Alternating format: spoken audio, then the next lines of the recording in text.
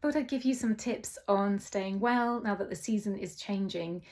People are starting to get some more colds and coughs and things like that. So I've shared a post already, not a video, but just a little post on some nice home remedies to support colds. So if you haven't seen that, check that out.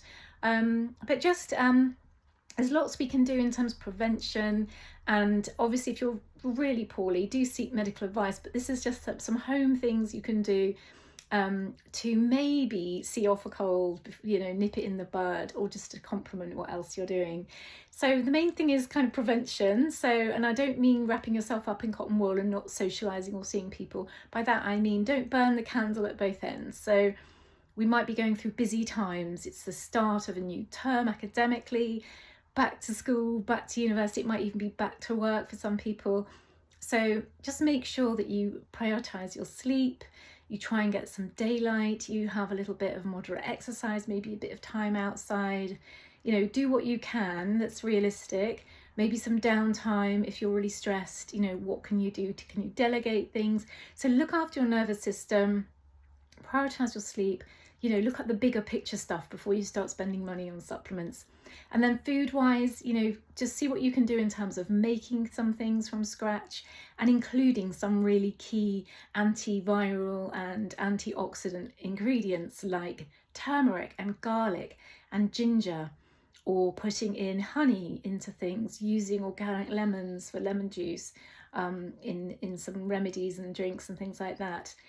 Using lots of just colour in your food, making sure you've got plenty of fruit and vegetables in the diet. So it's not always easy to just have a compromise on it and do what you can.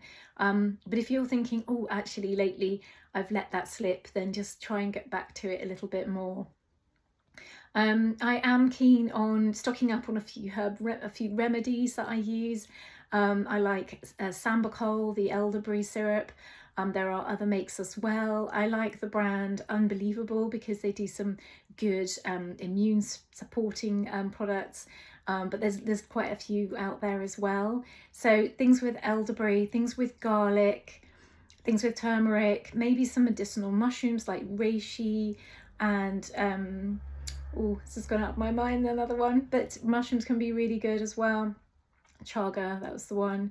So yeah, so thinking about supporting yourself, think about it from a sort of global point of view in terms of the bigger picture, rather than throwing lots of remedies down your throat.